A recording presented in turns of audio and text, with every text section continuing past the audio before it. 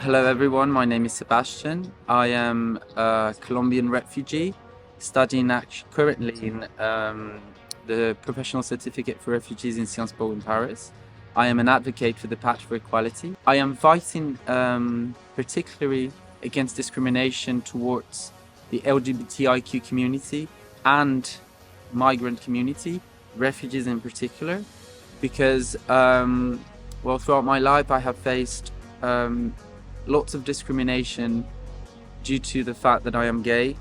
As an it's funny because I've never considered myself an activist up to this point, because I thought that, like, fighting against discrimination, that I have done it since I am a child, and I hadn't seen it as an activism, like action activity, but more as in a natural something that we have to do as, like, fighting against injustice. I was at some point in the army, and in my family I've always been against what my parents and my parent friends and my friends and my superiors have always taught me, like, you cannot act like this, you cannot behave, you need to speak in a certain way. And I have always, revealed myself and against this narrative, against this status quo. And I have empowered, I don't know if I can say that, but I have held people to accept themselves and to act accordingly to their personality. More recently, it's more like a normal activism I have done against the migration law that was passed by the French Parliament. I have protested against this law because I think that it really, it criminalizes migrants, and I think it's just something that it's unacceptable. It's against my values, it's against what I think. I just done it myself, designed my placards and gone out and protest and demonstrate my inconformity against what is being done. I've gone to LGBTIQ, like the gay pride, and I think the thing I've done the most is trying to sensibilize people to accept their diversity, to accept their personal self. I think it's sensibilization. I think it's just trying to understand each person's backgrounds. I, for example, did the work I did with my family, particularly with my parents, my mother, whom I love so much and dearly, and we had a very bad relationship when I was growing up and up to my younghood and my young adult life. Not to say that I'm old now, but she is a Catholic right-wing supporter, and for her to accept my homosexuality and my family in general was a bit complicated, and our relationship was very bad until I realized that my mom's life, my mom's childhood made her what she is right now. I mean, she's an amazing person, but for her to accept homosexuality went against her values as a Christian, as a Catholic.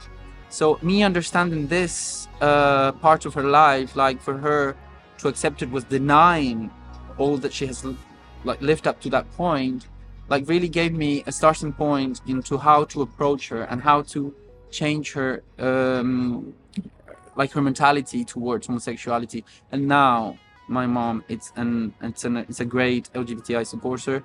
She still goes to church, but she does not every time she goes to has a new priest who's a friend, she always approaches the LGBTI Q plus thematic, and if ever she crosses a priest that is against homosexuality, she does not continue to see this person. So I think it's just basically understanding each individual's background to be able to sensibilize and create empathy, to be able to change people's minds and then bring more people to the struggle, to this fight against racism and discrimination.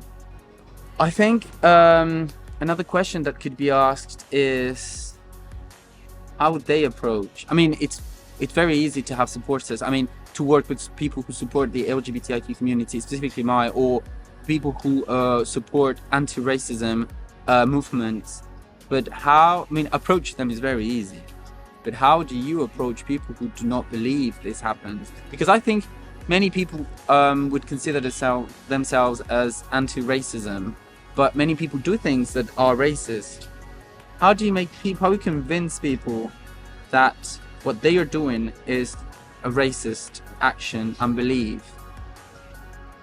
Well, I think that to make actions more lasting and impacting, and to keep ourselves motivated also, would be having a bit, being a bit also realistic, pragmatic. And I know we like to be idealists, imagining an utopian future where everything is good and there is no bad. But we need to face the fact that things are not going to change, all of a sudden. We need to work hard throughout our lives. Perhaps there are changes we might not see, yeah? But then we are not fighting just for us or for our actual current society, but we are also fighting for future generations.